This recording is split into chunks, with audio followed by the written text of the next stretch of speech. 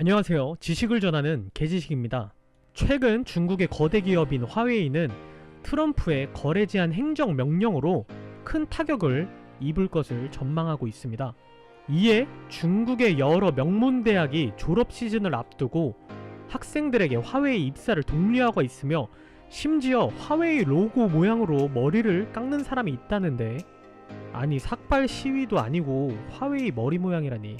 중국인은 애국심을 표현하는 것도 참 남다른 것 같습니다. 어쨌든 중국은 미국의 압박에도 그냥 짖기만 하는 요란스러운 개 같았지만 이번에는 반격할 채비를 준비하고 있습니다. 첫 번째 카드로는 히토류. 과거의 일본의 센카쿠 열도 분쟁 사태처럼 히토류를 무기로 미국을 압박하는 것입니다. 미국 인민대 교수의 말에 따르면 만일 누군가 우리가 수출하는 히토류로 제품을 만들고 그것을 이용하여 중국의 발전을 저지하고 압박한다면 중국 인민 모두가 기분 나빠할 것이고, 미국의 압박이 계속된다면 히토류를 무기로 삼는 것은 시간 문제이다 라고 말했습니다. 현재 미국이 수입하는 히토류의 80%는 중국이 제공하고 있습니다. 미국 내에도 많은 히토류 자원이 있지만 이를 개발하는 데 수년이 걸리며 비축 물량은 고작 몇 달치에 불과해 중국은 자신들의 히토류 공급을 중단한다면 미국에게 치명적인 위협이 될 것이라고 주장하고 있습니다. 근데 이게 웃긴 게 히토류만 금지한다고 미국이 항복할 것이다? 현재 중국은 노트북, 스마트폰, TV, 전기차의 생산국이자 소비국입니다. 어설프게 히토류 카드를 만지작거리면 결국 부메랑 효과로 중국만 피해를 본다는 결과가 나올 것입니다. 벌써 발빠른 미국은 캘리포니아주에 있는 마운틴 패스에서 히토류 채굴을 재개했으며, 호주 광산업체인 라이나스와 미국 화학업체인 블루라인의 합작으로 미국의 히토류 분리정제 공장 건설을 추진 중입니다. 이는 결국 중국이 어정쩡하게 히토류 카드를 만지작거리는 사이 미국은 이미 이를 대비하고 있다는 것입니다.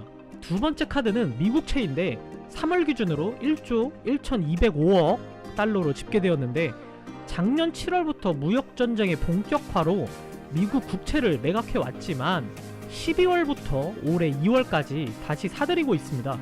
이는 중국이 미국 국채를 대량으로 매도하면 미국 국채가 급락하고 시중 금리가 오르며 미국 경제에 타격을 줄 것이라고 관측되었는데, 이는 현실성이 매우 적습니다. 이유로는 미국 국채가 떨어지면 중국이 가지고 있는 보유 외환의 가치도 떨어지기 때문에 중국 또한 심각한 타격을 받기 때문입니다. 즉, 미국 국채 매도는 너 죽고 나 죽자라는 옵션입니다. 그러니 이것도 쉽게 행할 수 없습니다.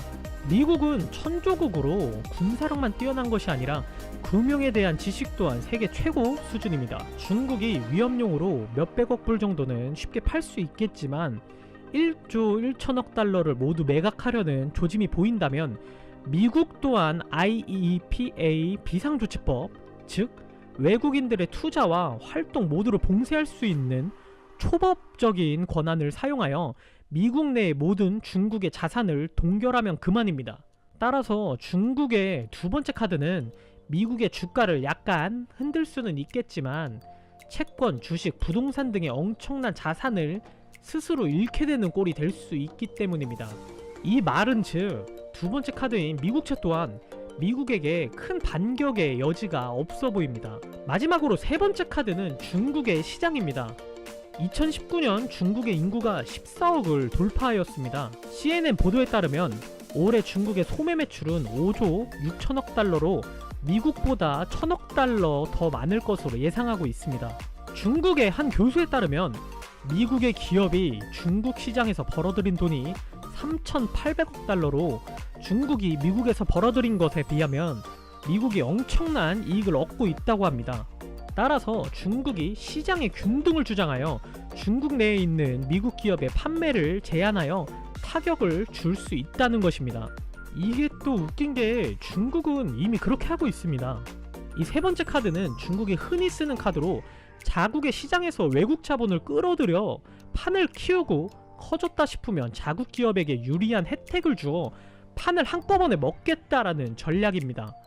이에 과거에는 많은 한국 기업들도 당했지만 미국에게는 사실 이게 통할지 미지수입니다.